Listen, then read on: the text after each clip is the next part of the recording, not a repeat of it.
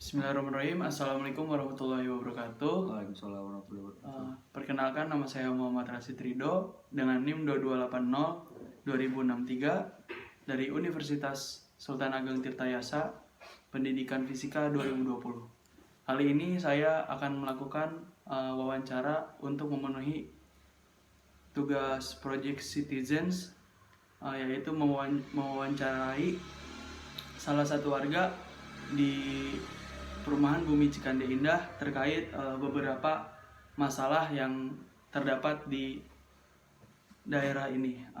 Boleh perkenalkan dulu, Pak? Oke. Ini jadi salah satu warga ya. Oke. Bismillahirrahmanirrahim. Assalamualaikum warahmatullahi wabarakatuh. Perkenalkan, nama saya Fatih. Lengkapnya Muhammad Fatur Safikar, biasa dipanggil Fatih aja sih di sini. Saya selaku warga Blok C 2016, tetangga ya, tetangga yang lucu. Iya. Ya, jadi gimana? Sebelumnya saya mempunyai beberapa pertanyaan terkait, maksudnya kan kita kan hidup di sini, pastinya ada beberapa masalah yang ada terdapat di lingkungan ini, entah itu problem banjir atau apapun. Bisa mungkin saudara bisa memaparkan itu ada apa aja sih gitu tuh. Kalau terkait permasalahan ya. Kalau terkait permasalahan sih sebenarnya tuh hal-hal yang sangat lumrah ya dalam satu lingkungan. Pasti ada beberapa permasalahan yang sering timbul. Dimana memang permasalahan ini kadang sama-sama kita sadari bahwa terjadi karena atas dasaran kita sendiri ya. Contohnya yang sering terjadi di sini mungkin kehilangan motor. Terus kayak menumpuknya sampah ya, yang sangat berpengaruh sama amdal. Terus permasalahan-permasalahan sosial pun ada sih banyak, kayak permasalahan lingkungan yang kurang sehat seperti kayak pergaulan bebas atau yang lain-lain ya, semacam seperti itu banyak sih. Kan dari beberapa masalah itu kan kayak maksudnya yang paling sering terjadi di sini tuh biasanya kayak pencurian curanmor ya. Itu kan apa sih menurut saudara Fatih itu kenapa bisa terjadi banyak banget atau dan gimana itu solusinya tuh? Kalau dibilang permasalahan pencurian ya, sepeda motor, sebenarnya sih masalah pencurian lebih spesifiknya pencuriannya aja ya. Entah sepeda motor, entah apapun itu sering terjadi di sini. Pertama, kalau bicara soal penyebab, banyak penyebab. Mungkin dari faktor si maling tersebut emang faktor finansialnya yang kurang, sehingga dia melihat satu peluang di mana mereka bisa mencuri, bisa mengambil orang lain sih. Jadi lebih ke lebih ke bagaimana keadaan si maling tersebut. Tapi juga kadang itu bisa terjadi karena hal penunjang. Pertama, hal penunjang apa sih bisa terjadinya kemalingan? Kurangnya kesadaran kita dalam keamanan. Ya seperti kita kadang suka teledor nih, suka lalai bawa kendaraan, bawanya kendaraan sampai rumah nggak taruh rumah, taruhnya di luar doang gitu. Kadang kunci masih nyangkol atau nggak dikunci stang gitu kan. Banyak terjadi gitu. Berarti lebih ke lalai sih ya. Dan maksudnya kenapa tingkat kriminalitas di sini itu tinggi? Soalnya maksudnya bisa dapat disimpulkan di sini tuh kayak banyak banget minimnya lahan pekerjaan ya. Jadi bisa jadi. Jadi mau nggak mau karena untuk memenuhi kebutuhan ekonomi dan adanya peluang dari kelalaian warga tersebut, ya jadilah seperti itu ya. Betul.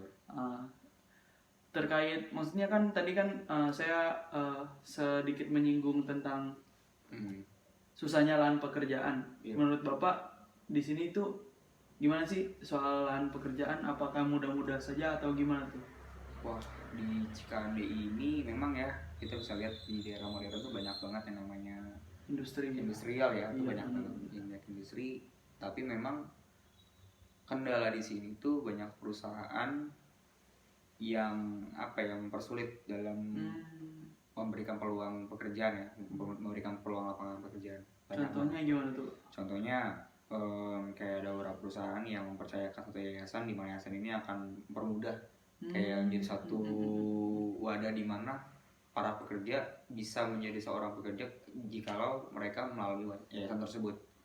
Jadi gitu, ada beberapa perusahaan. Kayak atau lumrahnya nih calo lah gitu ya. Calo lah ya. Itu sih kayaknya emang maksudnya gimana ya? Orang mau cari nafkah tapi malah dipersulit dan dicari untungnya buat dia sendiri gitu ya. Jadi ya mau secara tidak sadar ya begitu jadinya ya. Tapi saya nggak bilang itu perusahaan ya, maksudnya kayak itu mungkin oknum ya, itu beberapa oknum yang dimana mereka memperalat orang-orang agar bisa memperkaya diri dia gitu kan, dengan mengatasnamakan sebagai seorang manajer kah atau sebagai seorang HRD kah gitu kan, banyak sih di sini juga. Oknum sih lebihnya. Kemarin juga saya dapat kabar tuh kayaknya masih di daerah sini juga ada salah satu warga yang bunuh diri karena emang susahnya cari kerja. Betul. Begitu ya Pak? Iya, itu kemarin ada tetangga bunuh diri karena pertama faktor finansial ya, sehingga dia kayak apa ya, merasa putus asa dengan diri dia karena sejauh ini dia sudah berupaya untuk kerja, untuk cari kerja tapi nggak dapat. Ditambah tuntutan dari pasangannya, minta kawin aja tuh, minta nikah aja tuh, aduh masalah dah tuh. Saya mau nanya nih, ada nggak sih menurut saudara nih solusinya biar hal itu tuh bisa terberantas atau meminimalisir lah seenggaknya? Masalah yang mana dulu nih? Yang ya kerja begitu biar supaya lebih mudah atau gimana gitu? Iya, kalau bagi saya sih ya, kalau saya lihat di sini tuh, kenapa sih susahnya orang untuk nyari kerja? Pertama, pihak perusahaan mempersulit bukan semata-mata mereka kayak memperkecil ya peluang mereka untuk kerja, tapi banyak dari masyarakat sini yang kualitasnya orang dari situ yang kualitasnya masih minim. Saya bisa katakan ini kenapa? Karena banyak teman-teman saya yang berpengalaman di mana mereka bekerja dalam satu lingkungan dan lingkungan mereka tidak mendukung mereka untuk kerja baik. Kayak misalnya dalam satu malam dijadikan diadakan satu target tapi dia nggak nyelesain target, mau nggak mau temannya yang jadi korban untuk nyelesain target. Sedangkan perusahaan emang butuh target itu banyak. Jadi kayak kualifikasi dari masing-masing orang pun masih kurang. Pertama itu. Dua, mungkin ada kaitan dengan pertama ya, minim pengetahuan. Jadi kayak mereka lebih condong untuk cari uangnya aja dulu nih, tapi nggak tahu sebenarnya mereka ini kerjanya apa gitu, nggak tahu sampai akhirnya mereka masuk dan mereka nggak cocok gitu, akhirnya cabut lagi. Itu kan jadi kayak seakan-akan memperkecil kepercayaan perusahaan atas masyarakat di sini ya. Itu yang udah pasti. Yang ketiga saya bisa katakan ya oknum-oknum tertentu tadi tuh yang tadi agak menyulitkan ya, kayak misalnya mereka yang menjadikan lahan pencari pekerjaan ini jadi lahan keuangan mereka gitu. Oh iya, saya punya pertanyaan. Ada nggak sih kan sekarang kan kita lagi sedang dilanda pandemi nih, COVID. Ada nggak sih beberapa dampak-dampak yang masuk jadi masalah nih sekarang nih gara-gara COVID? Dampaknya kalau dari sisi lingkungan ya, dampak positifnya sih alhamdulillah kalau saya lihat di lingkungan sekarang udah mulai ada ini penerapan portal tuh. Portal ya. Jadi ada jam malam. Ada jam malam karena kan itu dari anjuran pemerintah ya, di mana ada regulasi baru atas adanya PSBB itu pertama. Itu positifnya. Negatifnya ada bantuan BLT juga positifnya tuh. Cuma saya nggak tahu tuh ya, saya belum pernah ngantri juga kan. Negatifnya banyak banget sih. Pertama, banyak pengurangan pekerjaan. Itu bisa jadi satu permasalahan tadi. Makanya tingkat kriminalitas makin tinggi ya. Kriminalitas makin tinggi, tingkat lahan pekerja makin susah, pengangguran pun makin meningkat gitu kan. Iya, benar. Iya, itu COVID itu sih gara-garanya. Jadi ya nggak tahu sih ya, karena mungkin konsumen satu perusahaan tersebut makin menurun, akhirnya produksi makin menurun juga, sehingga mereka harus mengurangi juga orang-orang atau pekerja-pekerja mereka agar bisa memaksimalkan kos pengeluaran mereka untuk hari satu perusahaan. Karena semuanya berdampak, jadi dia harus mengurangi pengeluaran buat tetap berjalan begitu ya. Dan maksudnya kan tadi kan ada tuh kayak salah satu entah negatif entah positifnya kan ada dana bansos BLT dari pemerintah. Nah menurut Bapak tuh gimana sih kalau di sini, apakah bantuan sosialnya itu terbagi secara merata atau ada yang dapat atau enggak? Ya. Gimana tuh? Kalau saya lihat pengalaman saya, bantuan BLT ini kalau dikatakan merata atau tidak, seharusnya merata. Nah, seharusnya merata. Karena kita sebagai warga pun nggak tahu menahu ya soal pembagian itu. Kita cuma tahu dari pihak-pihak berwenang setempat aja. Kayak katakan dalam satu desa atau desa Cikande terbagi lagi tuh ada RW, ada RT gitu kan. Nah, ini loh orang-orang wenang ini loh dari pihak desa melalui RW, melalui RT agar bisa membagikan gitu. Nah, itu tuh menurut saya orang-orang berwenang ini sih yang bertanggung jawab banget ya atas merata atau tidaknya. Cuma kalau tahu saya sih seharusnya merata. Jujur saya nggak dapat malah BLT itu karena nggak tahu dicantum atau enggak ya. Atau mungkin dari pihak berwenang pun punya kualifikasi di mana mereka punya satu ketentuan bagi mereka yang layak untuk mendapatkan gitu kan. Jadi ya udah sih, saya pun nggak nuntut untuk dapat juga sebenarnya sih. Cuma kalau merata atau enggak,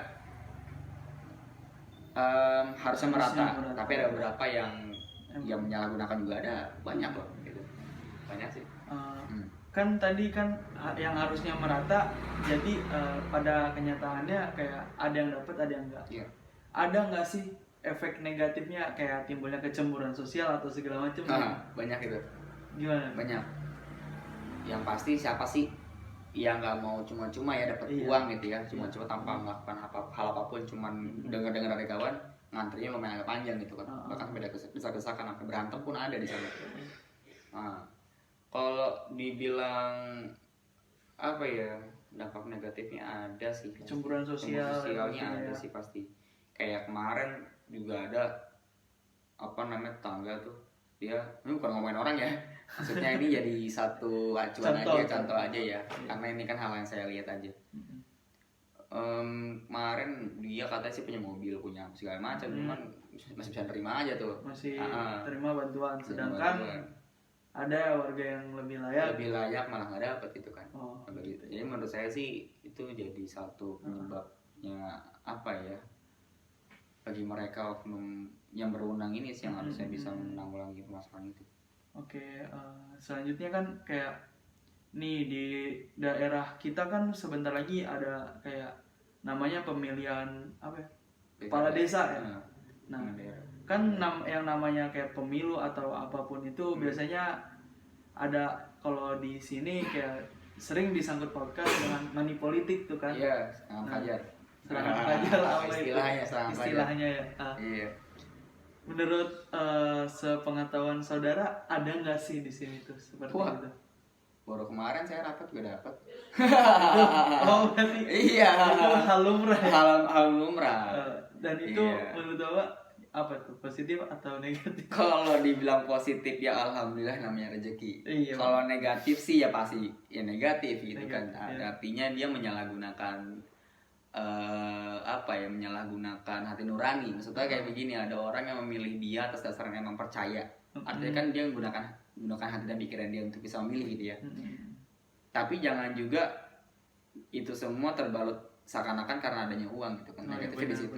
Ya. Jadi yang harusnya saya mau milih ini cuma karena ada serangan fajar gitu. Iya. Jadi belot, gede-gedean uang gitu kan. Ada kemarin juga gede-gedean uang yang si nomor 1 ngasih cepet, yang si nomor 2 ngasih cepet sama rokok 1 bungkus. Jadi nomor 2 tergantung rokoknya. Berarti maksudnya hal-hal yang seperti itu yang harusnya dijauhkan tapi sudah terlanjur lumrah ya. Sangat lumrah. Dan gimana sih solusinya kayak gitu ya? Kalau solusinya, kalau menurut saya ya, pertama saya pun bukan semata-mata kayak yaudah ikut-ikut aja gitu, enggak. Cuman saya juga melihat dari kualifikasi orangnya ya. Kalau kualitas orangnya atau kualifikasi orangnya ini menurut saya kurang mumpuni, apalagi si lawannya juga sama, kualifikasinya kurang bagus, jadi saya agak sulit juga sih untuk memilih. Solusinya dari saya, kalau menurut saya, pertama adanya pemahaman soal pemilu ini. Pemahaman atas dasar sebagai seorang pemimpin daerah seperti apa sih tugas-tugasnya. Dan itu menurut saya hal yang sangat mahal bahkan di sini. Jadi kayak mereka tuh merasa nggak mampu untuk mencapai titik sana dan merasa kayak nggak layak untuk sampai titik sana. Soalnya kemarin pas saya tanya visi misi pun nggak tahu mereka.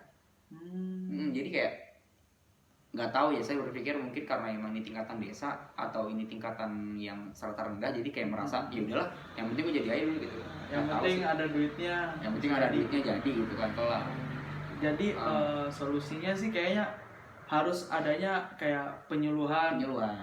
Apa sih tugas kepala desa dan gimana caranya orang-orang itu paham, biar maksudnya kan kepala desa kan beberapa tahun ke depan ya. Yep. Dan maksudnya itu kan bakalan kelihatan prospeknya atau enggaknya dari hasil pemilu tersebut, ya kan? Jadi mungkin minimnya penyuluhan pemahaman buat pemilihan tersebut, makanya mindset orang-orang yang di sekitar sini bisa jadi karena yang penting dapat duitnya itu yang saya pilih. Ya itu, ya betul. Oh berarti seperti itu ya kurang lebihnya ya. Mungkin kayaknya kurang lebih cukup. Oke. Kurang lebihnya saya mohon maaf nih ngerepotin ya. Gak apa-apa. Terima kasih ya Pak. Iya. Assalamualaikum. Salah. Mungkin kurang lebihnya hanya itu dari saya dan teman saya. Kurang lebihnya saya mohon maaf. Wabillahi taufiq walhidayah. Wassalamualaikum warahmatullahi wabarakatuh.